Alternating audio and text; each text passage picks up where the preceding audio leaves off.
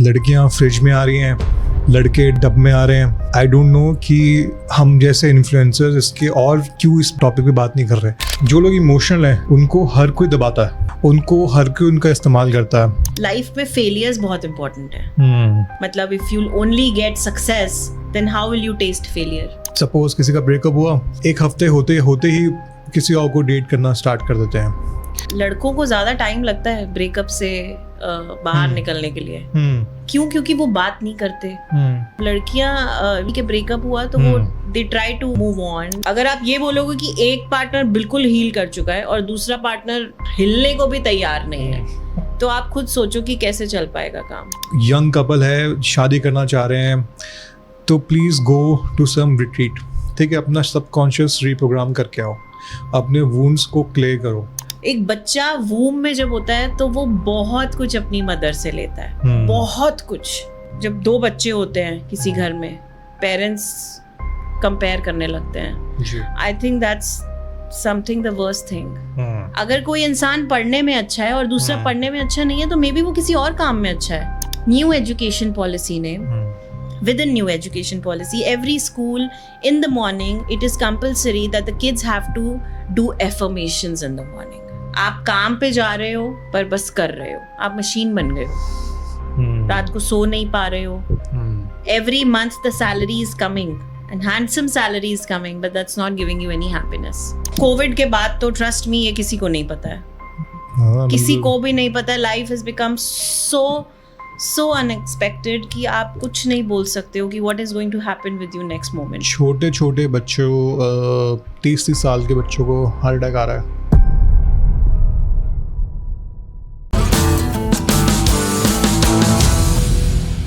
आज growing with in पे हमारे साथ हैं आंचल शाह, एक सर्टिफाइड लाइफ कोच जो सिर्फ बातें नहीं करती, लोगों की जिंदगी बदलने में उनकी मदद करती हैं। ब्रेकअप्स हो या बर्नआउट हो या सेल्फ डाउट, आंचल ने कई लोगों को क्लैरिटी, कॉन्फिडेंस और काम ढूंढने में गाइड किया है, स्पेशली उन लोगों के लिए जो बाहर से स्ट्रांग दिखते हैं पर अंदर से स्ट्रगल कर रहे होते हैं। आज उनसे बात करेंगे हीलिंग, हार्ट ब्रेक्स और हर उस टॉपिक पे जिसके बारे में लोग अक्सर चुप रहते हैं। Let's welcome Aanchal to the show. Thank you so much ma'am, आपने टाइम निकाला और हमारे पॉडकास्ट पे आए। Thank you. कैसे हो आप? वेरी वेल, आप कैसे हो? बहुत बढ़िया मैम, बहुत बढ़िया। आई एम श्योर आपको पता होगा ये महीना मेंस मेंटल मंथ है और हम कोशिश करते हैं आज का पॉडकास्ट में हम वो चीज़ें डिस्कस करें, एक नया पहलू लेके आए हैं सामने सबके लिए और कुछ डीप में चीज़ों को हम डिस्कस करें, समझें कि ऐसा क्यों होता है, क्यों पैटर्न्स आ रहे हैं बार बार और उनको ब्रेक करते हैं। तो एक फ्रेज़ बहुत कॉमन है, आपने तो अपनी कोचिंग लाइन में बहुत सुना होगा कि मर्द को दर्द नहीं होता। ठीक है, लड़का है तो रो नहीं सकता, वो रोएगा नहीं। तो ये जो एक बचपन से लेके उनकी एडल्टहुड तक ये जो एक बोझ है, कहना चाहे तो कह सकते हैं कि बोझ है कहीं ना कहीं, कि वो उसी चीज़ में दबते चलते हैं और उनका माइंड सेट, थिंकिंग पैटर्न ऐसा डेवलप होता है। तो ये कहीं ना कहीं उनके मेंटल हेल्थ के लिए कितना, कैसे इम्पैक्ट करता है, ये मैं आपसे पूछना चाहूँगा। बिल्कुल सही बात है। इसको बोलते हैं मेंस डोंट क्राई, है ना, कि लड़के हो रो रहे हो, कमाल की बात है। कैसे इतना रोना आ जाता है तुम्हें लड़के होके? तो सबसे पहली बात तो ये है कि हर इंसान में हर तरह के इमोशंस हैं। गुस्सा भी है, खुशी भी है और रोना भी आ सकता है, किसी भी बात पे आ सकता है। तो प्रॉब्लम ये नहीं है कि मुझे रोना नहीं है, मेरे ऊपर बोझ है। प्रॉब्लम एक्चुअली बड़ी पुरानी है। मैं ये बोलूँगी कि कंडीशनड ही वैसे हैं। ना आपने दादा को रोते हुए देखा, ना अपने फादर को रोते हुए देखा, और हमेशा यही देखा है या सुना है कि यू आर द फिक्सर। सब कुछ आप ही को हैंडल करना है ना, बहुत स्ट्रॉन्ग बनना है, इमोशनली बहुत स्ट्रॉन्ग बनना है। बट उस इमोशनली स्ट्रॉन्ग बनने का मतलब ये नहीं है कि इमोशंस दिखाने ही नहीं है। क्योंकि हम जिस भी इमोशन को बहुत ज़्यादा सप्रेस करते हैं वो किसी और तरह से बाहर आता है। तो जो लोग मे बी बहुत या बिल्कुल रोते ही नहीं हैं, उन्हें रोना ही नहीं आता कभी, या कभी वो इमोशनली वीक नहीं हुए हैं, या कभी उन्हें ऐसा नहीं लगा कि इमोशनली वो बहुत वल्नरेबल फील कर रहे हैं, या उन्होंने किसी के आगे दिखाया नहीं है, तो ऐसा नहीं है कि उनके अंदर ये इमोशन नहीं है। या तो इमोशन गुस्से से बाहर आएगा या वो एकदम शांत होके बाहर आएगा। वो मेरे हिसाब से वो एक टिकिंग बॉम्ब है। एग्जैक्टली जैसे मैं आपको बताती हूँ, मेरे पास एक क्लाइंट आए 56 ईयर ओल्ड, ठीक है, और जब वो मेरे पास आए तो मैं भी हैरान थी, बिकॉज एक पॉइंट के बाद किसी इंसान को चेंज होना, वो एक्सेप्टेंस आनी बहुत मुश्किल है। तो बिजनेसमैन, वेरी वेल सेटल्ड, अपनी लाइफ में सब कुछ कर लिया है, बच्चों को भी सेटल कर लिया है, पर कुछ मिसिंग था उनकी लाइफ में, ठीक है। उनकी लाइफ में प्रॉब्लम ये थी कि वो अपना एक तरह से रूटीन नहीं सेट कर पा रहे हैं, या उनको लगता था कि वो लेजी हो गए हैं बहुत। तो सेशन स्टार्ट तो हो गए जी, और सेशन के 4th या 5th पार्ट के अंदर वो बहुत रोए। वो इतना रोए क्योंकि हमने उनकी हीलिंग पे काम किया, और उन्होंने मुझे एंड में सिर्फ एक बात कही कि मैं अपनी लाइफ में आज तक नहीं रोया, कभी भी किसी के सामने इतना नहीं रोया हूँ, और अगर रोया भी हूँ तो either in a closed room और इनसाइड द बाथरूम। तो ऑब्वियसली आप इतने सारे इमोशंस जब बाहर निकालते हो, तो मैंने उनसे सिर्फ ये पूछा कि आपको कैसा लग रहा है, तो उन्होंने मुझे बोला बहुत हल्का लग रहा है, मैं बहुत लाइट फील कर रहा हूँ। तो किसी भी इमोशन को अगर आप बंडल अप करोगे तो वो कभी ना कभी तो बाहर निकलेगा, कभी ना कभी तो वो, इसीलिए बोलते हैं कि dads are very strict, very strong, right, and because they conditioned like that. पर किसी का ख्याल रखना या फैमिली का फिक्सर होने का मतलब ये नहीं है कि वो इमोशनलेस इंसान बन सकता है। तो मर्द को दर्द तो है, डेफिनेटली होता है, और ये बहुत बड़ी, I think it is a required kind of initiative right now कि बहुत ज़रूरी है बात करना, और बात करके इमोशंस को भी बाहर निकालना। और मैम इसके साथ कहीं ना कहीं बात करना ज़रूरी है, बहुत ज़रूरी है, लेकिन आप इसके साथ में आजकल जो सीन्स देख रहे हो, कैसे कैसे आफ्टर मैरिज जितने भी हमारे सामने स्टोरीज आ रही हैं क्राइम के लेके, आप सोचो ज़रा उन लोगों का थिंकिंग पैटर्न कैसे डेवलप हो चुका है कि उन्होंने इमोशन से ज़्यादा एक कमोडिटी समझ लिया है कि अपना काम नहीं बन रहा, कोई बात नहीं, इसको हम ऐसे करेंगे, सामने वाला मरे या जिए हमें फ़र्क नहीं पड़ता। लड़कियां फ्रिज में आ रही हैं, लड़के डब में आ रहे हैं, और आई डोंट नो कि हम जैसे इन्फ्लुएंसर्स इसके और क्यों इस टॉपिक पे बात नहीं कर रहे, क्यों रूट कॉजेज़ पे बात नहीं कर रहे कि भाई ये इसको नॉर्मलाइज करो, किसी में अपनी बात रखना किसी के सामने, स्पेशली अगर आप शादी करना चाहते हो अपने पेरेंट्स के सामने बात रखो। आई एम श्योर धीरे धीरे आप जैसे लोग इस प्लेटफॉर्म से जुड़ेंगे तो लोगों को तक बात पहुंचेगी, और कहीं ना कहीं कुछ चेंज आएगा।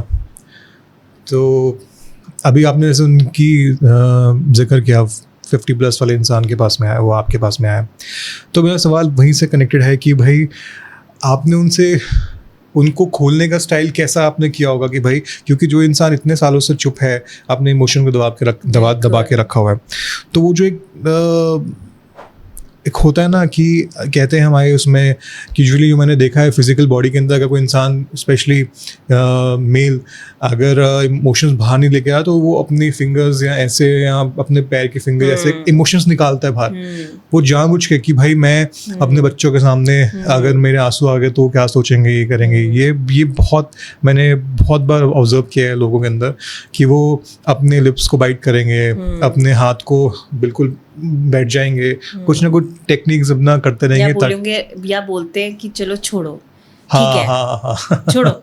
जी। तो ये सब चीज़ें मैंने बहुत बार नोटिस किया है कि भाई वो ये चीज़ें स्मॉल करेंगे ताकि ना दिखाए।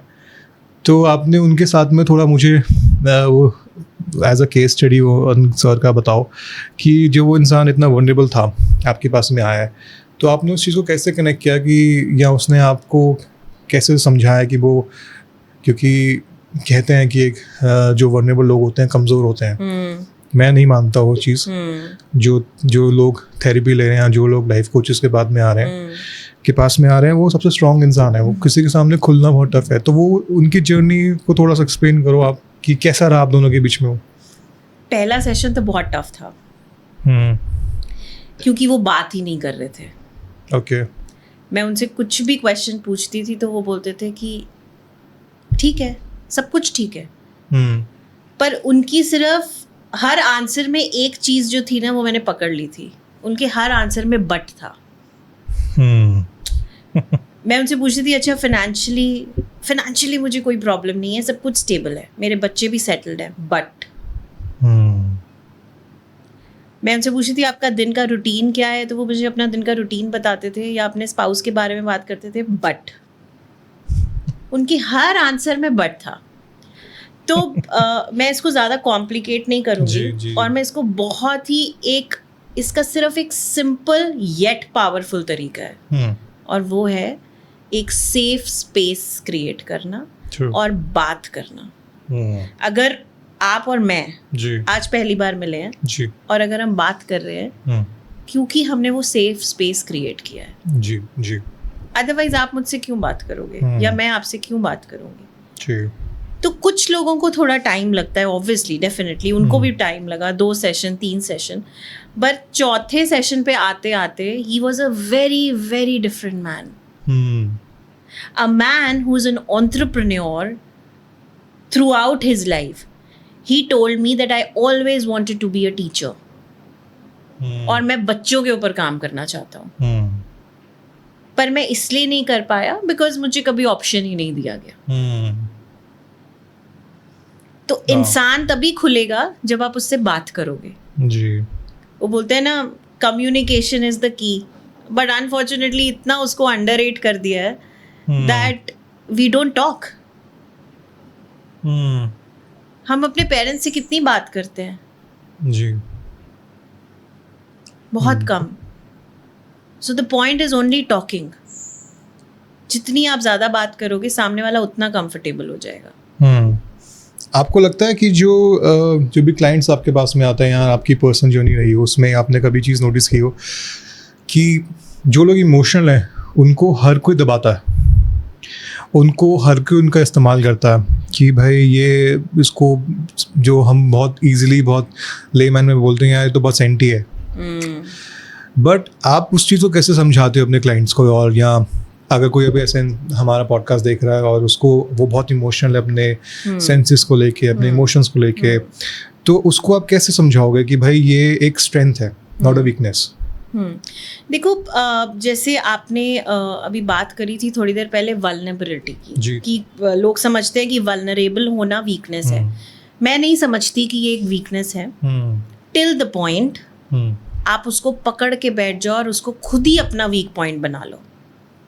फॉर एग्जाम्पल, कोई इंसान बहुत इमोशनल है, छोटी छोटी बातों पे रो पड़ता है, कुछ भी as an human also there are people who are very human. किसी राह चलते इंसान को देखेंगे, उनका दुख भी उनको लगता है कि ये हमारा दुख है ना, या उनके साथ कोई क्राइसिस सिचुएशन आ गई है या कुछ ऐसा इवेंट हो गया है, अनफॉर्चुनेट इवेंट हो गया है that they are unable to come out of it and that their emotions are coming out very strongly, है ना। तो वो इमोशंस आपको ये समझने पड़ेंगे कि वो आप आज भी रो सकते हो, आप कल भी रो सकते हो उस बात के लिए, 4 दिन रो, 5 दिन रो, on the 6th day you need to understand कि आपको उस लूप में नहीं फंस के रह जाना है।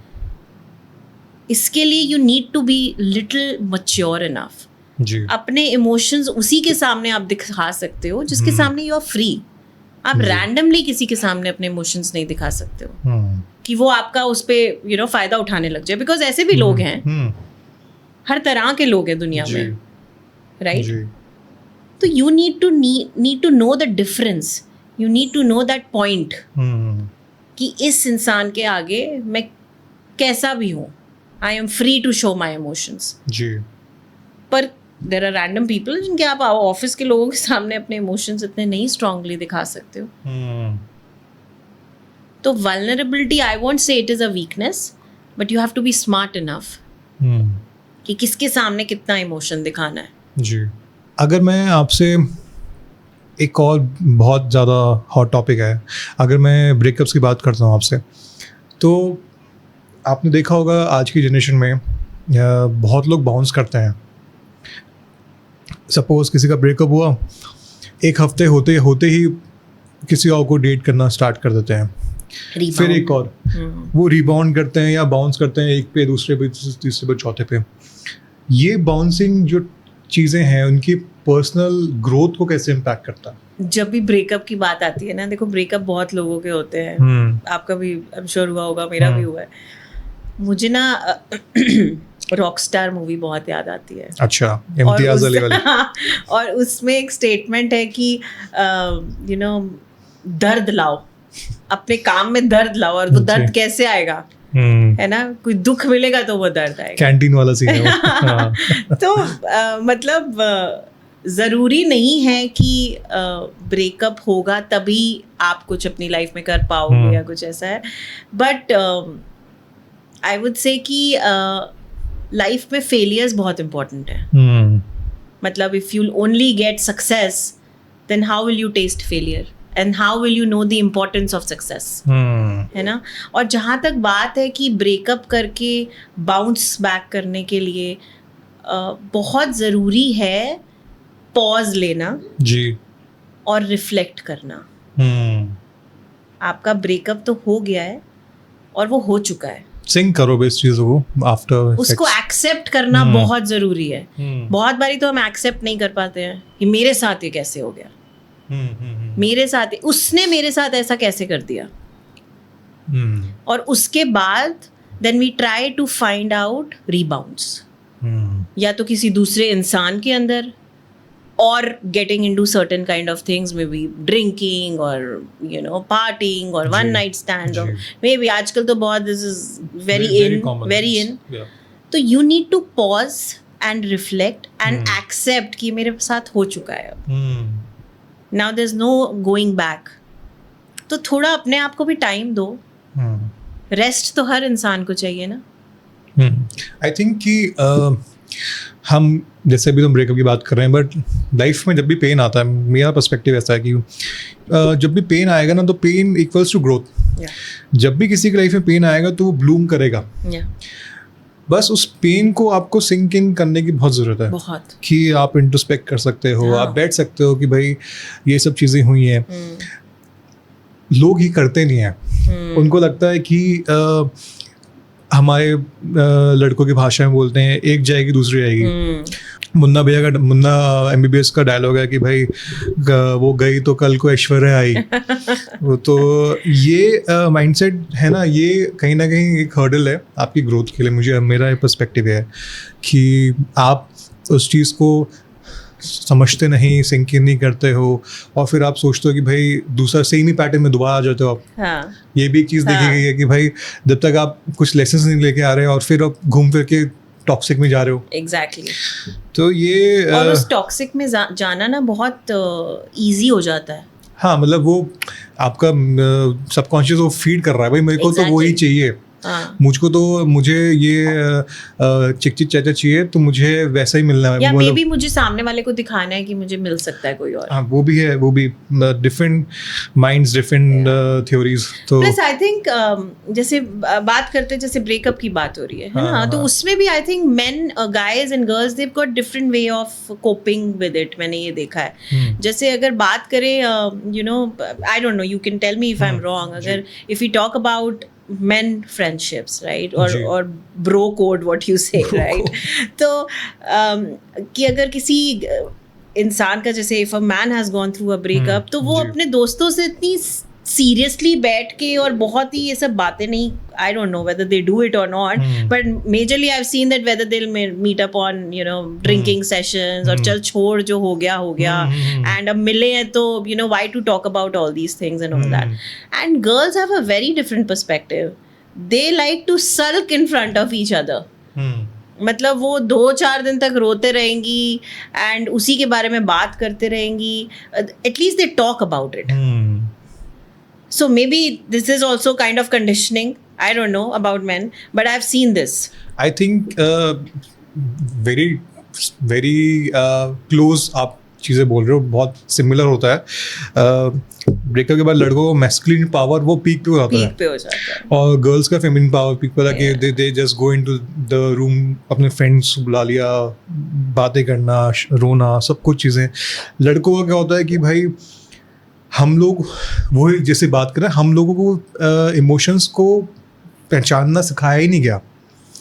तो हम लोग क्या करते हैं कि भाई अगर कोई दिल्ली के बाहर का टियर 2 टियर 3 में टपरी में बैठेंगे, चाय पियेंगे. साउथ दिल्ली का है तो भाई चलो आओ बाहर चलेंगे. कोई कॉलेज का है, चल भाई पढ़ते पढ़ते बात करते हैं. तो वो इमोशंस हम दबा देते हैं. मुझे ऐसा लगता है वो लड़कियां दबाती नहीं है, वो लेके आती हैं बाहर, वो रोएंगी. लड़के नहीं रोते. और यही हमारा इसी चीज़ पे हम बात कर रहे हैं स्टार्टिंग से कि लड़के रोते नहीं है, जबकि रोना चाहिए. उनको इमोशंस बाहर निकलने चाहिए किसी भी तरह से. आप बात करके इमोशंस बाहर निकाल सकते हो, या डिस्कस करके कर सकते हो, या कैसे भी, मतलब whatever way you feel comfortable. हम अपनी चोट पे ना पर्दा डालना ज़्यादा प्रेफर करते हैं, बजाय जैसे स्कूल में हुआ होता था. वो मम्मी जब टिफ़िन बॉक्स टप्पा वगैरह के बक्से में डाल के रखती थी ना स्कूल के टाइम में, अब लंच करो तो गर्म रहता था. हम वो नहीं करते रियल लाइफ में. हम अपने वुंड्स को पर्दा डाल देंगे और फिर हम आगे चलते हैं. कल को क्या पता किसी ने उस वुंड पे हाथ रख कल दिया को हवा चली और वो कपड़ा हिल गया, आपके सारी चीज़ें बाहर आ जाएंगी. तो इट्स बेटर कि भाई उस वुंड को आप हील करो, उसको वही डब्बे में डालो, सील करो, फिर आगे चलो. We don't usually do that. ये चीज़ बड़े चीज़ को चेंज करना चाहिए. जबकि आई हैव सीन दैट लड़कों को ज़्यादा टाइम लगता है ब्रेकअप से बाहर निकलने के लिए. क्यों? क्योंकि वो बात नहीं करते. ज़्यादा टाइम आप बात नहीं करोगे. अब लड़कियाँ यूजुअली मैंने देखा है कि ठीक है ब्रेकअप हुआ तो वो they try to you know move on, they try to talk about it, they cry also, and they will try to do a lot of things जिनसे उनको थोड़ा you know they try to move on through that, but लड़के ज़्यादा time लेते हैं I think to come out of the thing. Ji exactly. वही वाली बातें हैं कि भाई उनको रोना सिखाया गया, हमें नहीं सिखाया गया. और यही एक टॉपिक है, यही एक मिथ है जो तोड़ना है, जिसे चेंज करना है, जिसे इवॉल्व करना है. तो अब लड़कियों की बात कर रहे हो तो एक सवाल मेरा वैसे उनके पर्सपेक्टिव से है कि आपको क्या लगता है कि आज की जो जनरेशन में लड़कियां हैं वो इमोशनल स्ट्रेंथ को पहचान पाती हैं या अभी भी एक स्ट्रॉन्ग या साइलेंट टाइप चाहती है? अब इमोशनल स्ट्रेंथ की अगर बात कर रहे हो तो आप किसकी बात कर रहे हो? खुद की इमोशनल स्ट्रेंथ या सामने वाले की? सामने वाले की. उसके लिए खुद की इमोशनल स्ट्रेंथ को भी जानना बहुत ज़रूरी है, जो बहुत लोग अभी भी नहीं जान पा रहे हैं. चाहे वो लड़की हो चाहे वो लड़का हो, इसमें कोई जेंडर बायसनेस नहीं है. सबसे पहले तो आपको खुद ही की इमोशनल स्ट्रेंथ को जानना है. Till the time you don't know whether you are emotionally stable और नॉट, आप कैसे जान लोगे सामने वाले की क्या इमोशनल स्ट्रेंथ है. प्लस आई थिंक हर किसी इंसान को, चाहे वो लड़की हो या चाहे वो लड़का हो, आज के टाइम पे मैं आज की जनरेशन की बात कर रही हूँ, किसी को भी ऐसा पार्टनर नहीं चाहिए कि जो आपके साथ में ना चले. हर किसी को एक ऐसा पार्टनर चाहिए जो सॉफ्ट हो, जिसके सामने वो हर बात रख पाए और जहाँ जजमेंट का कोई एरिया नहीं हो. मतलब अगर दो लोग साथ हैं और एक दूसरे को ही जज कर रहे हैं तो आप सोच सकते हो कि वो कितनी आगे तक पहुंच जाएगा. तो खुद की emotional strength is very much required to actually understand whether the other person has some emotional strength or not. Nobody wants a silent partner. Who wants a silent partner? और उसके भी दो तरीके हैं. A lot of women go silent when they you know see कि उनकी बात नहीं सुनी जा रही है या उनकी बात को बोला जा रहा है ठीक है तुम हमेशा रोते रहती है. उनका मैकेनिज्म, कोपिंग मैकेनिज्म ऐसा हो गया है. जी. अगर को अभी हम इमोशनल स्ट्रेंथ की बात कर रहे हैं, इसके साथ साथ एक वर्ड आता है हीलिंग, क्योंकि वो एक ऐसा पार्ट लाइफ का जो एक प्रोसेस है. तो मैं आपसे एक चीज़ पूछता हूँ कि आज के जो रिश्तों में सपोज अभी तो बहुत ज़्यादा लोग लड़कियां लड़के वोकल हो गए हैं अपने इमोशंस को लेके, धीरे धीरे हो रहे हैं। तो अगर एक पार्टनर हील कर रहा है, अपने आप अपने इमोशंस पे काम कर रहा है, एक अपने रूटीन सेट करके चल रहा है, और एक पार्टनर है उस अपने पुराने ओल्ड पैटर्न्स पे लाइफ जी रहा है, उन दोनों का कनेक्शन, उन दोनों का फ्यूचर हो सकता है? देखो, हर चीज़ में बैलेंस चाहिए। अगर गाड़ी का एक टायर खराब है, ओके, पंचर हो गया है, बाकी के 3 टायर कब तक चल पाएंगे? नहीं चल पाएंगे, ठीक है। और साथ वाला टायर भी यही चाहेगा कि यार मैं सारा, I can't take the load, you need to take the half load, ठीक है। पर हीलिंग में एक और बात है, जब एक पार्टनर हील कर रहा होता है तो आप बहुत चीज़ों को समझने लगते हो। तो आपको ये भी समझ में आने लगेगा कि सामने वाले का ये जो पैटर्न है ये क्यों है। There has to be a reason behind it. जी जी। और शायद आप उसके बाद उस बारे में बात भी करने लगो, शायद आपका पार्टनर उस बारे में समझने भी लगे, राइट? बिकॉज बहुत सारी चीजें हैं। फॉर एग्जाम्पल कि एक इंसान जो है वो हील कर रहा है, तो उसके अंदर चेंजेस तो बहुत आते हैं, इंटरनली भी और एक्सटर्नली भी, और वो चेंजेस दिखाई भी देने लगते हैं एक पॉइंट के बाद। तो it is basically an amalgamation हर तरह का, है ना। बट अगर आप ये बोलोगे कि एक पार्टनर बिल्कुल हील कर चुका है और दूसरा पार्टनर हिलने को भी तैयार नहीं है, तो आप खुद सोचो कि कैसे चल पाएगा काम। एक पॉइंट तक तो डेफिनेटली, बट हर किसी को साथ चलने वाला इंसान चाहिए। किसी को ऐसा इंसान नहीं चाहिए कि वो आपका रास्ता चला रहा हो। Everybody wants a person, you have to walk your own path. It's your journey, your battle. I can't walk for you. Yeah. You can't walk for me. And healing is a journey. Yeah. Healing is for lifelong. तो वो तो I think it can never stop. और मुझे personally ऐसा लगता है कि हर इंसान को जरूर एक बारी हीलिंग जर्नी के थ्रू जाना चाहिए। और वो तब होगा जब हम उसके बारे में ज्यादा बात करेंगे। क्योंकि आपके अंदर क्या पैटर्न क्यों है जी, वो रूट कॉज तभी निकल के आता है जब आप हील कर सकते हो जी, जब आप उसके ऊपर बात कर सकते हो। मैंने भी रिसेंट पॉडकास्ट में यही बोला है हमेशा। और अभी रिसेंटली ही अपनी मैं किसी फ्रेंड से बात कर रहा था, तो मेरे को रियलाइज़ हुआ कि यार हम इतने केसेस सुन रहे हैं। अभी एक रिसेंट रघुवंशी का केस आया, उससे पहले एक मेरठ का केस था।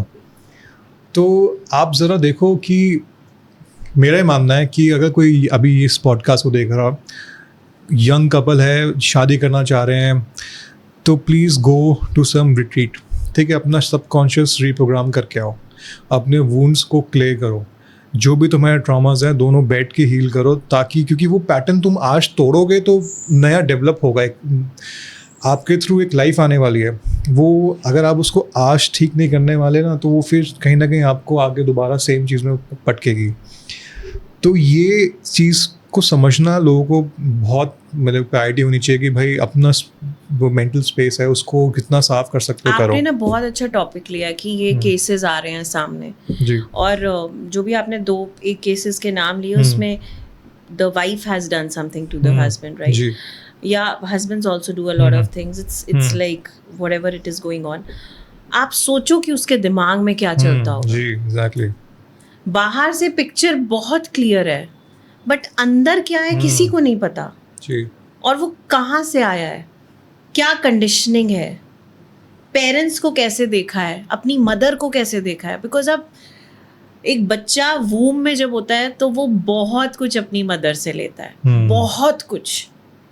आप कब हंस रहे हो, आप क्या सोच रहे हो, आप क्या बात कर रहे हो, ऐसे ही नहीं बोलते हैं कि जब बच्चा वूम में होता है तो आप उससे बात करना शुरू करो, आप गाने शुरू करो, आप गाने सुनने शुरू करो, आप अच्छी चीज़ें सुननी शुरू करो। There is a reason, there is a scientific reason behind it. बच्चा वो हर चीज़ लेगा जो माँ सोचेगी, जो भी उसको फीड करोगे, मतलब प्रैक्टिकल फीड नहीं, इमोशनल फीड बहुत इंपॉर्टेंट है। और सिर्फ मदर नहीं, आई वुड से फादर आल्सो। हाँ, वो इम्पैक्ट दोनों का। मैं आपको अपना एग्जांपल देती हूँ। और मैं और मेरे हस्बैंड सच में हम it is magical so when I was heavily pregnant तो कितनी बार ऐसा होता था कि जैसे आप जब हेविली प्रेग्नेंट हो 7th-8th मंथ में हो या 9th मंथ में हो ना, तो जो बच्चे का पैर है ना वो कभी कभी अटक जाता है एक पॉइंट पे, और then the child starts to push it. तो वो बहुत अनकंफर्टेबल एक सिचुएशन है. तो I used to ask my husband कि यार इसको काम करो, क्योंकि मैं ऑलरेडी इतने there are lot of emotions, आप इतने हैवी हो गए हो, आपसे हिला भी नहीं जा रहा है. तो I used to tell my husband कि आप ना इसको थोड़ा जस्ट पैट और सहलाओ. आप मानोगे नहीं, my daughter is 6 years old now. Every night she only asks my husband, her father, please मेरी लेग्स दबा दो. आप अच्छी दबाते हो, मम्मी नहीं दबाती है.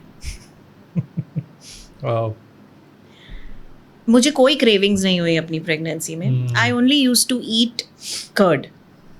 बहुत खाई है मैंने, बहुत. My daughter can't eat a single meal without curd.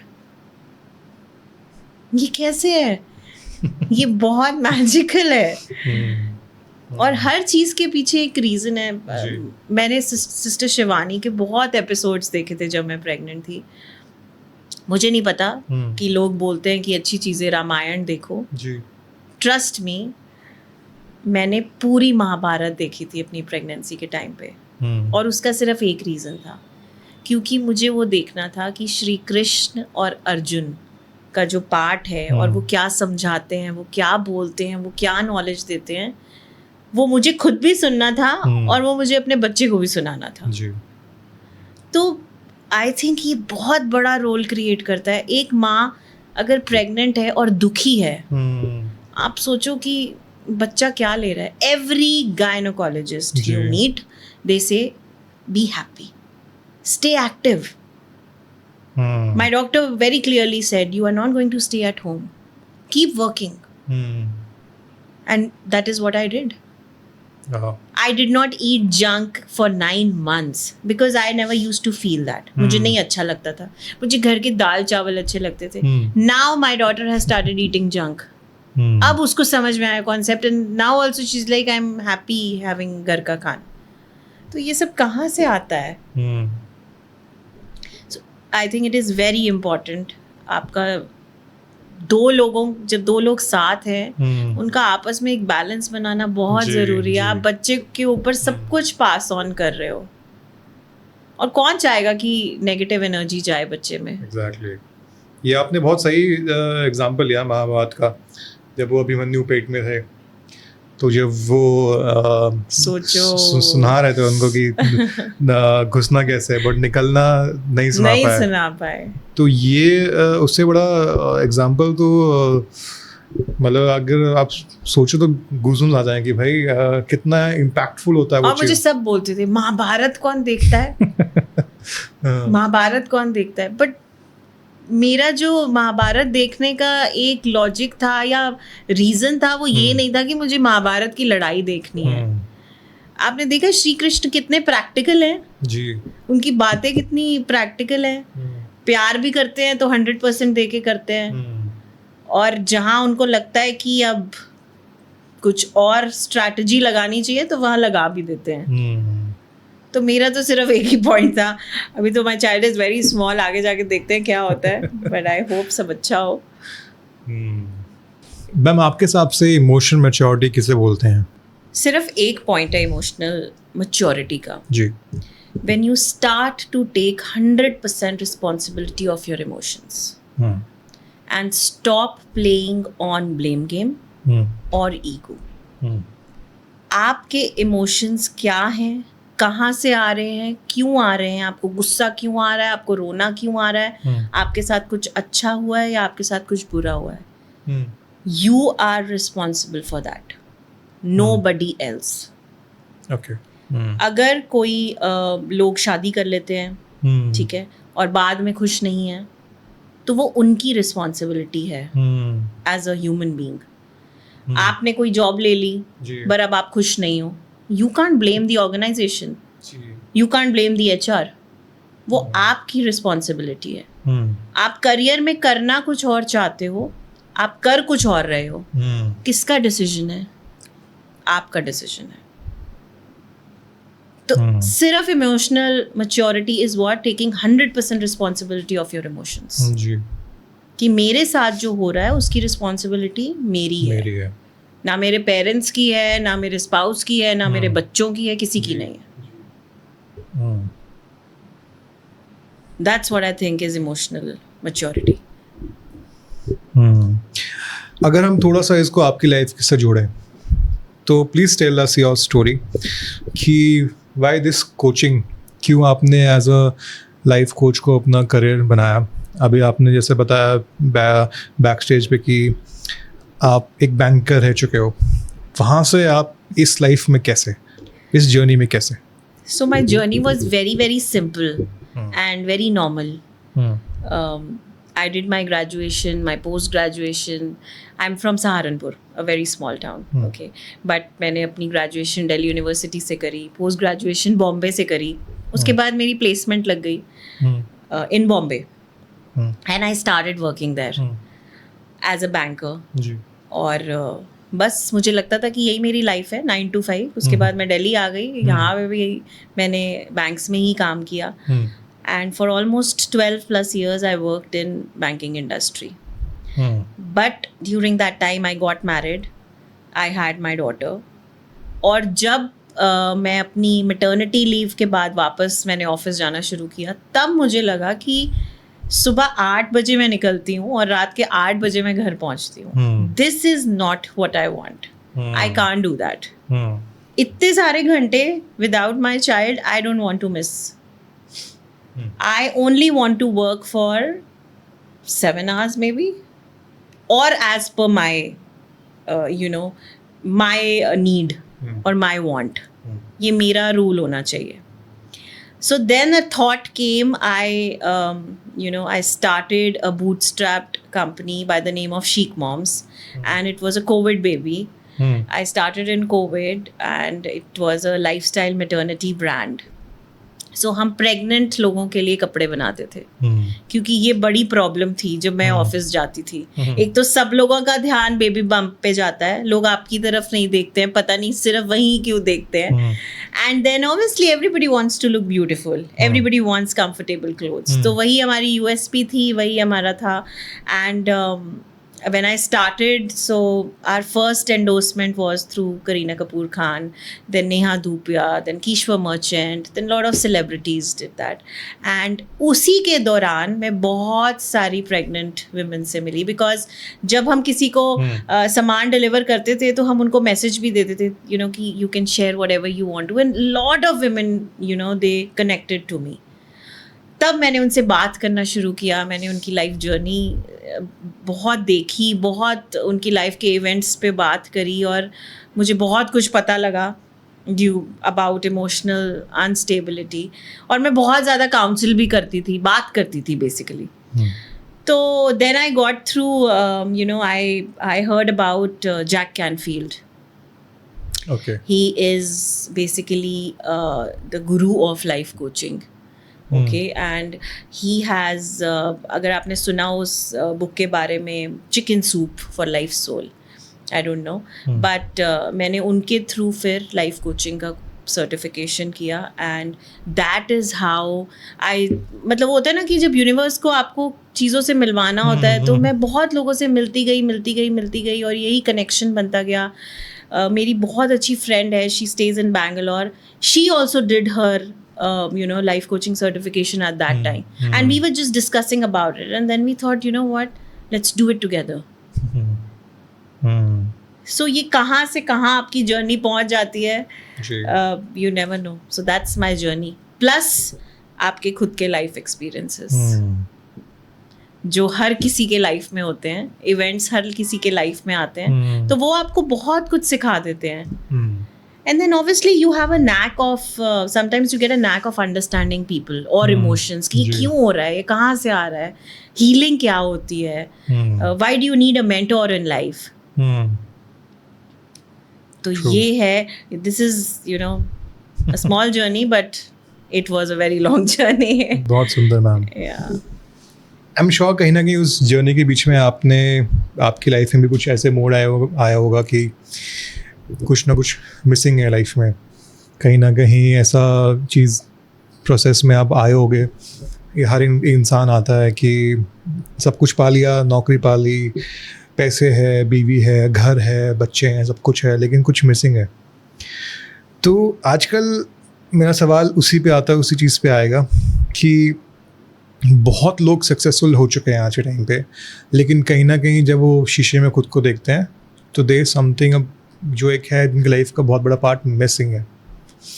आप अपने करियर के थ्रू क्लाइंट्स के साथ बैठते हो तो उनको कैसे डील करते हो, उनको कैसे आप क्लैरिटी या सही डायरेक्शन में ला के खड़े करते हो? बड़ा ही अमेजिंग चीज़ आपने पूछी है कि लाइफ में कुछ मिसिंग है। हाँ, सबसे पहले तो मुझे ऐसा लगता है कि हर किसी की लाइफ में जो चीज़ सबसे ज़्यादा होनी चाहिए वो चीज़ बहुत ही कम है और उसको हम बहुत ज़्यादा अंडररेट भी करते हैं। आप बताओ क्या है वो? आपके हिसाब से आपकी लाइफ में वो चीज़ क्या है? Self care, I think happiness. Oh, और उसका हर किसी का तरीका क्वेश्चन अलग है ना? तो और बहुत बार और या बहुत लोग अब हम एक वर्ड पे अटक गए हैं, एस्थेटिक। लाइफ में कुछ एस्थेटिक होना चाहिए, जैसे हम सोशल मीडिया पे देखते हैं या पिंटरेस्टी लाइफ होनी चाहिए। वो बिल्कुल फैक्चुअल नहीं है, बिल्कुल भी। तो कुछ मिसिंग होना हो सकता है कि कई बार हमें ऐसा लगे कि हम सब कुछ है हमारे पास, बट कुछ तो है जो नहीं है। अब वो कुछ क्या नहीं है वो ढूंढने में मैं एक आपका को पार्टनर हूँ। I am your accountability partner. जी। हो सकता है कि सब कुछ हो, तो मैं आपको ये भी बोल दूंगी कि आपके पास सब कुछ है, आप देख नहीं रहे हो बस। या सच में ऐसा हो सकता है कि कुछ चीज़ें मिसिंग हो, तो वो मैं आपको गाइड कर सकती हूँ कि ये मिसिंग लग रहा है। हो सकता है आपको भी वही लगे, या आप वेट कर रहे हो मेरे बोलने का कि हाँ ये मिसिंग है। तो जैसे इसी से एक बात निकलती है कि बहुत लोग ना कंफ्यूज हो जाते हैं, आप करते क्या हो? Who is a life coach? Exactly, मेरा सवाल था कि हाँ लाइफ कोच करते क्या है, आप करते क्या हो? तो मैं ना बड़े छोटे से एग्जाम्पल से समझाती हूँ कि मैं करती क्या हूँ। जब आपकी गाड़ी खराब हो जाती है या आपको पता है कि इंजन में कुछ प्रॉब्लम है, तो आप मैकेनिक के पास जाते हो। आपको पता है कुछ प्रॉब्लम है, बट क्या प्रॉब्लम है ये तो मैकेनिक ही बता पाएगा।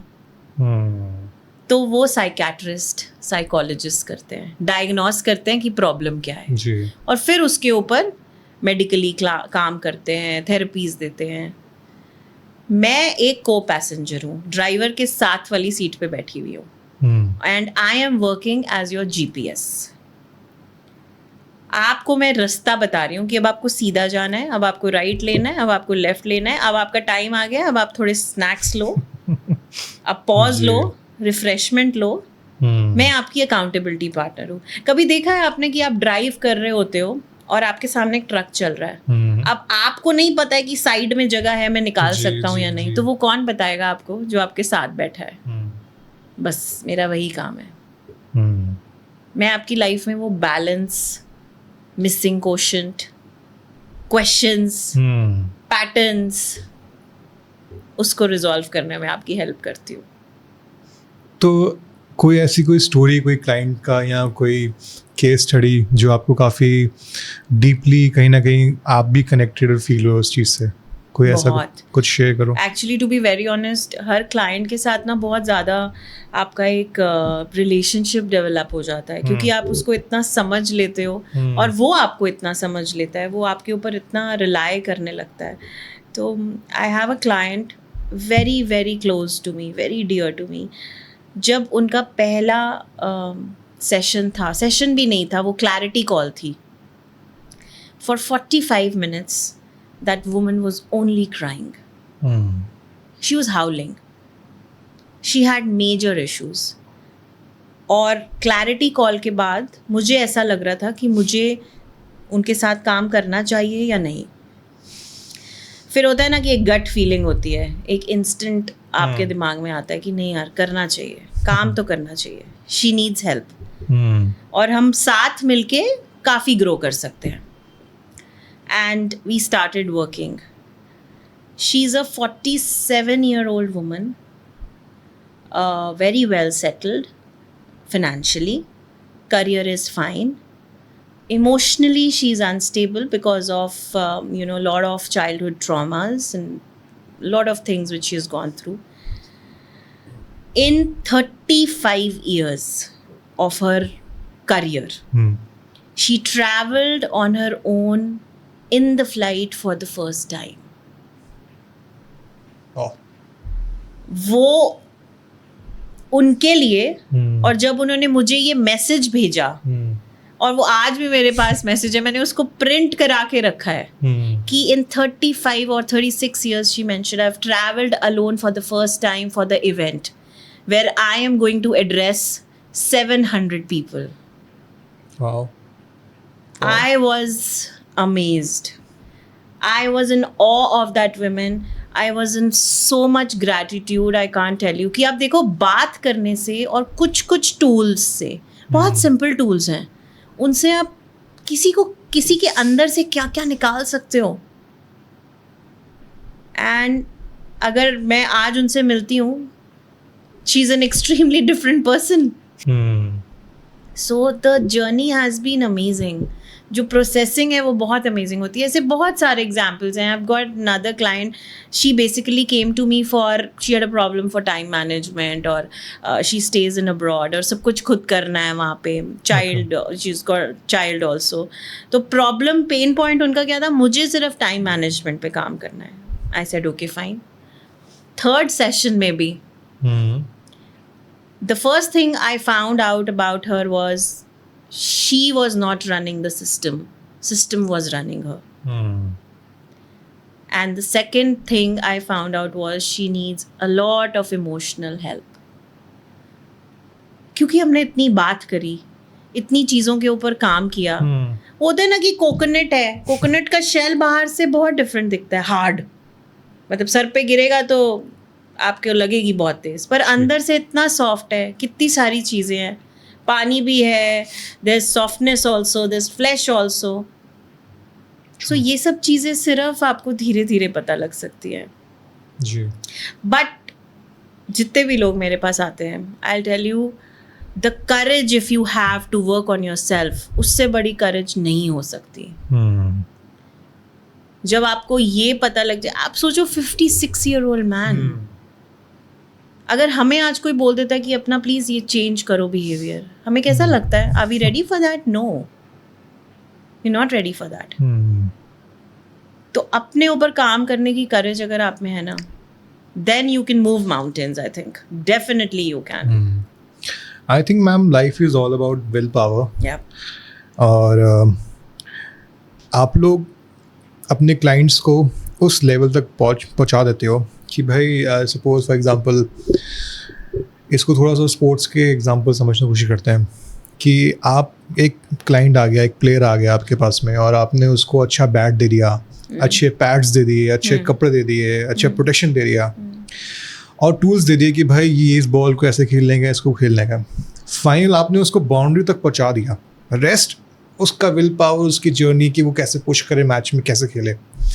तो कहीं ना कहीं मुझे ऐसा लगता है कि वो इंसान के अंदर का जो एक सॉलिड जो विल पावर ही मैं बोलना चाहूँगा उस चीज़ को, वो कहीं ना कहीं वो इतना स्ट्रॉन्ग हो जाता है. आपने काफ़ी सारे इंसिडेंट्स देखे होंगे कि भाई पैर कट गया लेकिन they have turn and they have gone to Mount Everest. बहुत सारी स्टोरीज हैं.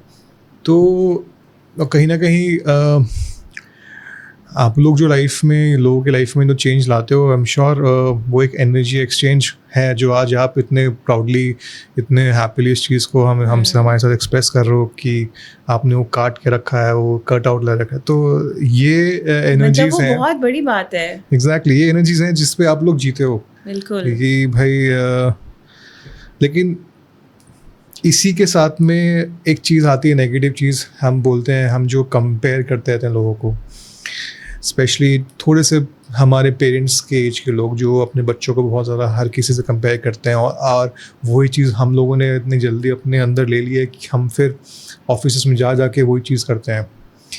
तो ये जो एक कल्चर बन चुका है, कंपेयर करने का हर किसी को किसी से, या खुद को ही शीशे में देख के यार मैं मोटा नहीं लग रहा, या वो कितना अच्छा दिखता है, मुझसे बेकार है, मुझसे अच्छा है, ये सब चीज़ें। तो मेरा सवाल आपसे ये है कि इन सब के चक्कर में अपना पीस फैक्टर खोना सही है? Absolutely not. किसी तरह की भी आप कोई भी चीज़ अगर आपका पीस ले रही है तो वो कैसे ठीक हो सकती है? पर इसमें भी ना देखो, कंपैरिजन को आप पॉजिटिव भी ले सकते हो और नेगेटिव भी ले सकते हो। Now as I said, it is 100% your responsibility, आप कैसे लेना चाह रहे हो। जैसे आपने बात करी ऑफिसेज में जी, कोई तो बहुत ग्रो कर रहा है पर आप ग्रो नहीं कर रहे हो। अब या तो आप कंपैरिजन से एक नेगेटिव फॉर्म में या पैटर्न में चले जाओगे कि मैं तो कर ही नहीं सकता, मुझसे तो हो ही नहीं सकता, अब मुझे कुछ और कर लेना चाहिए, या आप उसका रूट कॉज जानने की कोशिश करोगे कि क्या there are certain skills which I need to learn, और there is some problem in the management. जी जी जी जी। And if there is some problem in the management, can I go and talk to that person? If yes, definitely you should. And if not, then you need to find something else for yourself. या अगर जैसे आप ही ने बात करी कि जब दो बच्चे होते हैं किसी घर में, पेरेंट्स कंपेयर करने लगते हैं, I think that's something the worst thing. और इसको जानना बहुत ज़रूरी है। वो पढ़ने में बहुत अच्छा है एक बच्चा, दूसरा बच्चा नहीं है। हर इंसान अलग है। अगर कोई इंसान पढ़ने में अच्छा है और दूसरा पढ़ने में अच्छा नहीं है, तो मे बी वो किसी और काम में अच्छा है, मे बी वो खाना बनाने में अच्छा है, मे बी वो गाने में अच्छा है, मे बी वो मार्केटिंग में बहुत अमेजिंग है, मे बी वो सेल्स में बहुत अमेजिंग है। तो अब बच्चे, वो बोलते हैं ना, विद इन 5 years आप अपने बच्चे के अंदर जितना डेवलपमेंट देख सकते हो, या देख सकते हो कि वो क्या क्या कर सकता है, या उसे समझा सकते हो, या उससे बात कर सकते हो, वो बहुत ज़रूरी है। I would definitely like to talk about, I was reading somewhere, new education policy ने, within new education policy, every school in the morning it is compulsory that the kids have to do affirmations in the morning. सोचो कितनी बड़ी चीज़ है। I am strong, I am capable, I can do anything. This is my body, I love my body, I will take care of my body. जी। तो ये सब चीज़ें होना definitely बहुत ज़रूरी है। और कंपैरिजन तो डेफिनेटली देखो, अगर आप अपने आप को कंपेयर करने लग जाओ, या मैं अपनी बात करूं, I have got friends who are working in corporate world, they've reached amazing working at amazing designations, earning very well. अब अगर मैं उनको अपने आप से कंपेयर करने लग जाऊं तो कैसे चलेगा काम? तो यू नीड टू रियलाइज कि कंपैरिजन कितनी हद तक ठीक है, और वो पॉजिटिव डायरेक्शन में जा रहा है या नहीं, या क्या वो मेरा पीस ऑफ माइंड, मेरी रात की नींद उड़ा रहा है या नहीं। वेरी ट्रू जी। आपने क्लाइंट्स में कोई ऐसा कॉमन पैटर्न आपने नोटिस किया हो? सी mostly I would say 90% of our clients are women. Okay, and 10%, maybe 12% are men, because it's my personal vision and mission to work on at least 1 lakh women this year. तो मेरा जो एक diversion जाता है वो भी for women चला जाता है। ऐसा नहीं है that we don't take men as clients, but I don't know, वो बोलते हैं ना, एनर्जीज जहाँ जैसी फ्लो आप सोचोगे वहीं फ्लो करने लग जाती है, वैसी एनर्जी आती है। तो for women I have seen a pattern that is more of self-worth and self-respect. बहुत बारी मैंने ये चीज़ें देखी हैं कि because you asked me, तो मेरे clients में ये होता है कि they are looking for happiness and they are putting the responsibility of their happiness on the other person. तब वो बहुत प्रॉब्लम क्रिएट हो जाती है। सो वो एक पैटर्न है, self worth, self acceptance, self love, वो मुझे लगता है थोड़ा मिसिंग है मोस्टली अपने क्लाइंट्स में। सबने कहीं ना कहीं अपनी लाइफ की चाबियां किसी और को दे रखी है। Remote control. जी, चलो थोड़ा आपके बैकग्राउंड पे आते हैं। आप कॉर्पोरेट ट्रेनर भी हैं, तो थोड़े सवाल मेरे उनसे भी हैं। जो एक वर्ड है हसल हार्ड का जो एक ट्रेंड बन चुका है कॉर्पोरेट के अंदर, सक्सेस के पीछे अंधों की तरह भाग रहे हैं, ठीक है, तो आपके हिसाब से कितना अनहेल्दी है? हसल तब तक ठीक है जब तक वो बर्नआउट नहीं बन जाए। और बर्नआउट को समझना बहुत इम्पोर्टेंट है। पिछले कुछ महीनों में एक न्यूज़ आई थी, a girl who is a CA working with big 4, right? Success के पीछे और किसी को खुश करने के पीछे आप तब तक भाग सकते हो जब तक वो आपको दुख नहीं दे रहा हो, या आपको एक ऐसी सिचुएशन पे पहुंचा नहीं रहा हो जहाँ आपका बर्नआउट हो रहा हो। मेरे पास बहुत सारे कॉर्पोरेट्स आते हैं और एम्प्लॉयज़ आते हैं जो थक चुके हैं भाग के, और उनका सवाल होता है कि हमें रुकना है। और बर्नआउट का सबसे बड़ा जिसको बोलते हैं ना कि what is the red flag, कैसे पता लगेगा कि बर्नआउट हो रहा है? Major fatigue. आप काम पे जा रहे हो पर बस कर रहे हो, आप मशीन बन गए हो, रात को सो नहीं पा रहे हो। Every month the salary is coming and handsome salary is coming, but that's not giving you any happiness. तो मैं when I go to colleges, when I talk to kids post graduate, तो मेरा सिर्फ उनको ये बोलना होता है कि एक्सपीरियंस गेन करो और लोगों की सक्सेस से इंस्पायर हो। पर उनकी सक्सेस अपनी सक्सेस मत सोचो कि वो सेम बनने वाली है, because everybody lives their own journey, right? और कॉर्पोरेट्स का तो unfortunately there are a lot of things which are not right which are going on in the corporate world. 72 hours working, I don't think so. यार भाई वो सातों दिन कोई काम नहीं कर सकता, मतलब exactly. और एक दिन में इंसान 8-9 घंटे से ज़्यादा भी काम नहीं कर सकता। इंसान को सोना भी है, इंसान को अपनी फैमिली को भी टाइम देना है, और there has to be a boundary. True. Right? अभी किसी एक बड़ी MNC CEO ने बोला, मेरे को नाम कंपनी का याद नहीं आ रहा, मैं नाम ले सकता हूँ उसका, वो कहता है Sunday is a western culture. मैं आपको बता सकती हूँ, but it's better not to take the name, but yeah वो Sunday is a western culture. भाई मैं हैरान था ना कि यार ये उनके एम्प्लॉयज़ बेचारे वो रैट रेस में हैं, और सही बात बोली आपने, हैंडसम सैलरी आती है, लेकिन वो सैलरी का तुम कितना परसेंट अपनी शांति पे लगा रहे हो? एग्जैक्टली। अगर वो जो आप सेविंग कर रहे हो, अगर वो आपकी बीमारी को ठीक करने के लिए जाने वाला है, तो फिर then what is the point? हम सेव किसके लिए करते हैं? जिंदगी ना मिले के दोबारा वाला डायलॉग है ना, 40 से रिटायर, उसके बाद 40 तक किसने देखा है? सीरियसली। 25 में शादी, 30-35 में नया घर। तुम्हें कैसे पता तुम 40 तक जिंदा रहोगे? एग्जैक्टली। और कोविड के बाद तो ट्रस्ट मी, ये किसी को नहीं पता है। किसी को भी नहीं पता। Life has become so unexpected कि आप कुछ नहीं बोल सकते हो कि what is going to happen with you next moment. छोटे छोटे बच्चों, 30 साल के बच्चों को हार्ट अटैक आ रहा है, तो मेरे हिसाब से मुझे ऐसा लगता है कि वो एक कैंडी, वो फिशिंग नहीं होती एक तरीके से। आप फिशिंग करते हो तो अब उस पर सारी एक दो मछलियाँ, 3-4 मछलियाँ उस पर पकड़ती हैं खाने के लिए।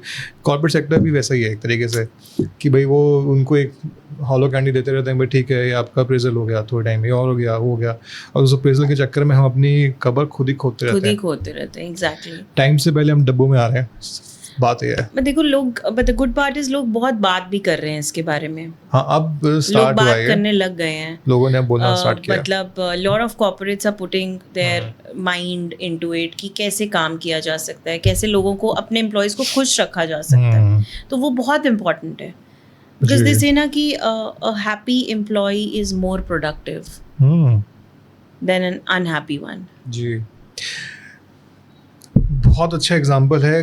घर में कुक है अगर किसी के, अगर कुक आपको हंसते हुए खाना खिलाए ना, वो चाहे एक रोटी खिलाए आपको रोटी लगेगी, वो बोलेगी ना मैम भी बड़ा अच्छा फुल्का, एक और खा लो बहुत अच्छा, नहीं मैं ये बना के देती हूँ, मैं ये करके देती हूँ। जब वो एनर्जीज आप वो देगी ना, तो आपको एनर्जीज बहुत ज़्यादा आपकी बॉडी में जाती है। एग्जैक्टली सेम चीज़ वही है, अगर आपका एम्प्लॉय आपसे खुश है तो आपको 10 टाइम ज़्यादा काम करके वो रिजल्ट देगा। बट अभी शायद हम उस लेवल तक पहुँचे नहीं हैं कि हम अपने उसको कंपेयर करें वैसे। इसी में कई लोग ना फंसे पड़े हैं। अब आपने बर्नआउट की बात की, बर्नआउट उनका इतना हो चुका है कि भाई दे ऑन द एज कि भाई उनको जॉब छोड़नी है। बहुत सारे लोग हैं जो जॉब छोड़ना चाहते हैं इस चीज़ के बारे में, बट उनको वो करेज नहीं मिल पा रहा, वो डरे हुए हैं कि वो एक जगह पे स्टक हैं। तो ऐसे में आप उनको क्या गाइड करोगे और लेमन में क्या उनको बताना चाहोगे कि भाई किस चीज़ इस पैटर्न से बाहर निकलो? देखो बहुत लोग हैं जो अपने ऑब्वियसली दिस 9 to 5 तो अब रह ही नहीं गया है, ठीक है, 9 to 7 और 9 to 8 की बात करते हैं, जो बहुत they are drained out and they are not happy, एंड उन्हें ये भी पता है कि अब वो उनके फिजिकल बॉडी पे आने लग गया है, वो दिखने लग गया है। तो there are lot of people जो बोलते हैं कि उनको जॉब छोड़नी है। You need to find out the problem, root problem क्या है। जॉब छोड़नी है, but do you have that kind of support? Do you have financial support? Because financial support is important, right? वो होना भी बहुत ज़रूरी है। आपका पीस भी ज़रूरी है। अगर आपको लगता है कि आप इस जॉब में खुश नहीं हो और आपको कुछ और करके शायद खुशी मिले, शायद किसी और ऑर्गेनाइजेशन में जाके मिले, या कुछ और स्किल्स आप ऐसे लर्न कर सकते हो, तो डेफिनेटली अपना टाइम उन सब चीज़ों में डालो। एक अपना पाथ तो आपको क्रिएट करना पड़ेगा ना। Randomly you can't just leave everything and sit. You need to have certain kind of roadmap. So whenever my clients come up and they say, then we sit down and we work on it. कि हमारा family support कितना है, हमारे ऊपर कितनी responsibilities loans हैं, क्या है, सब चीजें, हमारे financials कितने strong है, एंड एक्चुअली में क्या हमारा पीस ऑफ माइंड चाहता है, what truly do I want. जैसे मैंने अपने क्लाइंट की बात करी, उन्होंने मुझे बोला कि मेरा बिजनेस ऑटो मोड पे चलता है, मैं नहीं भी जाऊंगा तो the money will keep on flowing and it will keep on growing also. तो now I want to put my mind into something where I can learn certain things. मुझे कुछ स्किल्स लर्न करनी है। So you can't just randomly give it a thought, but ऐसे भी points हैं जहाँ आप इतने ड्रेन हो गए हो, the managers are just not listening, रात के 9 बज रहे हैं, 11 बज रहे हैं, कभी भी आपको कॉल आ जाती है, तो फिर तो definitely you have to take or think about something. आप इसको कैसे देखते हो कि अगर किसी को जॉब छोड़नी है और उसको कुछ स्टार्ट करना है, कुछ अपना स्टार्टअप करना है, कुछ और बिजनेस करना है, लेकिन वो उस डिलेमा में फंसा पड़ा है कि भाई व्हाट इफ वो ना चला, but then comes risk taking, कि आप कितने बड़े रिस्क टेकर हो, कि अगर आपने रिस्क लिया और क्या पता वो चल गया। तो इस डिलेमा को अगर आप किसी को समझाना चाहो कि भाई वो यहाँ फंसा पड़ा है बीच में, कि भाई दे चांसेस कि भाई वो चल सकता है, बट दे चांसेस कि शायद ना चले लेकिन वापस आना पड़े। देखो कुछ भी चीज में अगर आप रोड भी क्रॉस कर रहे हो तो रिस्क है ना। इंडिया में हम फॉलो नहीं करते रूल्स, ठीक है, ट्रैफिक रूल्स। अब अगर आपने सोच लिया कि आपको रोड क्रॉस करनी है तो उसमें रिस्क है। ऐसा भी हो सकता है कि आप स्मूथली कर लो, ऐसा भी हो सकता है कि कुछ प्रॉब्लम हो जाए, पर इसका मतलब ये नहीं है कि आप अपनी डेस्टिनेशन पे नहीं पहुंचोगे। आप दूसरे रूट्स देखोगे जी, ए रूट है, बी रूट है, सी रूट है, डी रूट है, क्या क्या मेरे पास ऑप्शंस हैं, मैं क्या क्या ऑप्शंस कर सकता हूँ, या मैं क्या क्या चीज़ें, what all kind of plans do I have। अगर प्लान ए नहीं चला तो प्लान बी है। Plus you need to have faith on your self. मैं सबसे बड़ा एग्जाम्पल हूँ, मैंने अपना कॉर्पोरेट वर्ल्ड छोड़ दिया। मुझे नहीं पता था मेरा काम चलेगा कि नहीं चलेगा, बट मुझे ये पता था कि if I have entered into this, I am going to do something and that destiny took me somewhere else, and then I came here. And now also you need to have that vision, you need to have that passion कि करना क्या चाह रहे हो. मतलब when I was in corporate, I used to do a lot of trainings और मुझे उसमें बहुत मज़ा आता था, पर तब मुझे नहीं पता था कि यही मेरा that is going to be my soul, and the journey converted into a way कि मैं यहाँ पहुँच गई. So plans तो बनाने पड़ेंगे और अपना vision भी clear रखना पड़ेगा. So and plus there are a lot of tools जिसके ऊपर हम काम करते हैं. जर्नलिंग है, मेडिटेशन है, there are lot of other rewiring of brain है.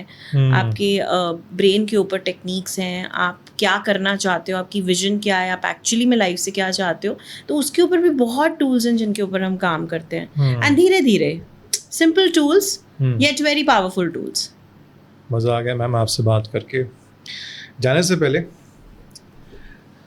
जैसे हमने बात की स्टार्टिंग में, ये जून हमारा मेंस मेंटल हेल्थ मंथ है, तो आप जाने से पहले एक मैसेज देना चाहो मुझे भी और बाकी जितने भी मेल लोग देखेंगे.